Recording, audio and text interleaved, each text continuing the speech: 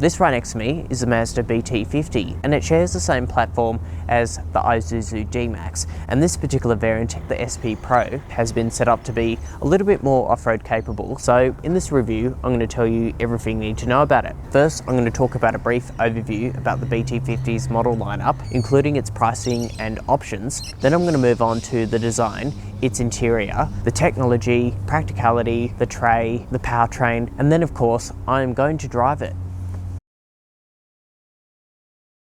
Let's start off with a brief overview about the BT50's model range. So pricing in Australia starts from around $35,000 before on-road costs, and depending on the model grade you choose, the BT50 is available in either 4x2 or 4x4, along with the option between a single cab, freestyle cab and dual cab form. And you've also got two 4-cylinder diesel engines to pick from. And in relation to options, Ice White is standard, whilst all the premium paint options are an additional $695. And the variant I'm featuring today is the SP Pro, which is priced around $67,000 before on-road costs, and it is the type of vehicle that you're going to compare with the Ford Ranger, Toyota Hilux, and the Isuzu D-Max X-Terrain. Let's now move on to the design. So the colour of this example is finished off in Ice White, which is a no-cost option. And in relation to its key features, it has LED headlights with auto levelling, along with LED DRLs and LED fog lights. In addition to the SP Pro, it receives a gloss black radiator grille, along with a Light Force LED bar engraved into the grille itself, and that is what that looks like with that on. So pretty impressive lighting technology. And moving towards the side view of the BT50 SP Pro, as you can see, it is sitting on 18-inch gloss black alloy wheels with big chunky Bridgestone tyres. And in addition to that, it also features gloss black wheel arch cladding, along with a gloss black sailplane, door handles and wing mirrors. And there are also some SP Pro decals on the side, along with big chunky dark grey side steps and dark grey roof rails up the top. And moving towards a redesign of the BT50. So from the back, it features halogen rear tail lights, along with a gloss black handle up the top here, plastic side steps, as well as a full-size spare wheel underneath the tray. And as you can see down the bottom, this one has been equipped with the towing package. And lastly, styling is subjective, so write down your feedback of what you think of the BT50 in the comment section down below. But for now, let's now move on to the interior. Let's now move on to the cabin. So before you climb inside, you have a remote key, keyless entry and push ignition start, along with the ability to remote start the vehicle from the key fob. But just keep in mind that feature is only available on the automatic. Right, moving on to the cabin design. So first impressions, the design itself looks very similar to the D-Max on which it's based on. So therefore it is basic but well laid out. However, compared to the D-Max, Mazda has added in their luxury touch. So you get a two-tone colour scheme for the interior, along with a leather wrapped steering wheel, a free spoke design. Up the top here is plastic, even behind the dashboard, but this section is soft to the touch. Soft padding where you rest your elbows and leather on the door cards. The center armrest is soft to the touch, and you've also got soft padding along here. It does start to get a bit durable when you look lower down towards the center and even on the bottom of the doors. And you do have a bit of gloss black where the gear selector is, which can scratch quite easily. But overall, for a car in this category, it is okay. And in relation to your comfort features, the steering offers both manual tilt and reach adjustment, and both the front row seats can be heated, and they're also finished off in black driftwood leather. And for the driver, it offers electric adjustment with lumbar support and manual adjustment for the passenger. And moving on to technology, it all runs off this 9-inch touchscreen that also offers physical buttons down below and physical buttons on the steering wheel. And in relation to its key features, it has FM, AM and DAB radio, along with Bluetooth and USB connectivity, voice recognition, and also features an 8-speaker sound system and satellite navigation, as well as wireless Apple CarPlay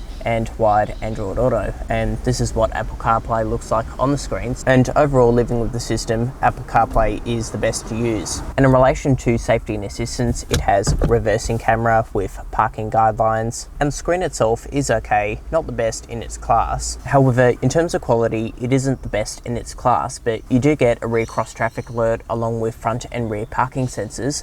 And in relation to other key safety items, you have autonomous emergency braking, along with blind spot monitors on the wing mirrors, traffic sign recognition, a lane keeping assistant, adaptive cruise control with a speed limit assist, but just keep in mind that the lane keeping assistant and adaptive cruise control is only available on the automatics only. And towards the centre there is an analog gauge cluster, which overall is pretty basic but shows you everything you need to see with a small screen in the middle. And in relation to your off-road features, you can control some of the functions through this dial here, selecting it from two-wheel drive high range, four-wheel drive high range, and push down for four-wheel drive low range. And these two buttons here are to activate the rear differential lock and the hill descent control. And lastly, storage. So compared with the D-Max, the BT50 does miss out on the two cup holders and the storage section up the top here, but overall it is still pretty decent. The top section you have a sunglasses holder, and towards the centre there are two small cup holders. You've also got a decent centre console that goes down pretty deep, and for connectivity you have a 12-volt socket along with a USB-A port and an auxiliary port, and you've also got storage on the doors that could also fit a bottle of water, grab handles on the A-pillars, and you've got a dual glove box setup, which overall is pretty spacious and also fits the owner's manual down the bottom. Okay, now moving on to the back seats inside the BT50. So I'm a full-size adult, and this front seat is set in my driving position, and from what we can see, I've got a decent amount of knee room, toe room, and a decent amount of headroom. And in relation to other key features, you have directional air vents along with a USB-A port, a spot here for a mobile phone, along with a fold-down armrest with two small cup holders, coat hook over here, mat pockets behind the front seats, as well as decent door bin storage that could also fit a litre of water. And it's also worth noting that the bottom section of the seats can also lift up, and underneath the seats themselves are two hidden storage sections. And the top part of the seats also fold down and also reveals the jack and spare toolkit. And lastly, for baby seats, these two outboard seats are ISOFIX compatible, and right behind me there are 3 top tether points. Let's now move on to the tray. So if I just open this up and open up the roller cover, in terms of dimensions, all of the key figures are on your screen now, so everything's specific to the tray itself. But just keep in mind that manual roller shutter does eat into the space, but that is pretty much a common problem on any dual cab ute fitted with that feature.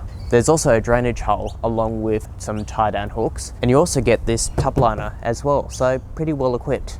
Let's now move on to the powertrain. So like the Isuzu D-Max the BT50 is based on, it features the same 3-litre inline 4-cylinder turbo diesel engine. That puts out 140 kilowatts and 450 newton-meters of torque, and the powertrain itself is paired to a 6-speed torque converter automatic along with selectable 4-wheel drive. And in relation to the upgrades the SP Pro receives, it features nitrocharger suspension, a 2-inch lift for off-road driving, along with an extra leaf spring, so instead of 3, it receives 4, and the suspension itself is fully adjustable for compression as well.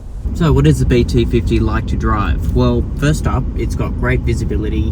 I can clearly see what's in front of me, good side vision, decent wing mirrors, and great visibility out the back. It also features electric steering, so that means it is nice and light, and it also has a turning circle radius of 12.5 meters. So around the city, it is pretty maneuverable. And in relation to its comfort, these seats have been very supportive. I actually took this down to Canberra whilst I was filming a few other car reviews, and I've got to say just the overall experience was really nice. And combined with the off-road suspension setup, on the road it has made a big improvement compared to the standard BT50. They've also added an extra leaf spring, so instead of 3 you get 4, so at the back the ride is a little bit more stable, and that's also helped with the ride quality. And what's also great about it, it hasn't interfered with any of the safety tech, so everything works like it should. And in comparison with the Isuzu D-Max, on which this car is based on, they're pretty much similar in terms of the way they drive. And in relation to fuel consumption, the manufacturer's claim is 8 litres per 100, whereas I've managed to achieve between 9 and 10 depending on how I've driven it. So with a mixture of town and country driving, the lowest was around 8. So with my driving impressions out of the way, let's now wrap up with a verdict. So what is my final verdict on the Mazda BT50 SP Pro? Well, in relation to the package, it definitely improves the ride quality, especially on a long distance journey, and of course improves its capability if off-roading is what you want to do with the car. There are some areas in the cabin where it's starting to feel a bit outdated, and it doesn't drive as nicely as something like a Ford Ranger, like I mentioned, but for the money and for the segment, it's still a good alternative amongst its main rivals. But let me know what you think of my verdict down in the comment section below. And if you found this video useful, please give it a like, share, subscribe, and of course I will see you in the next video. Thanks for watching.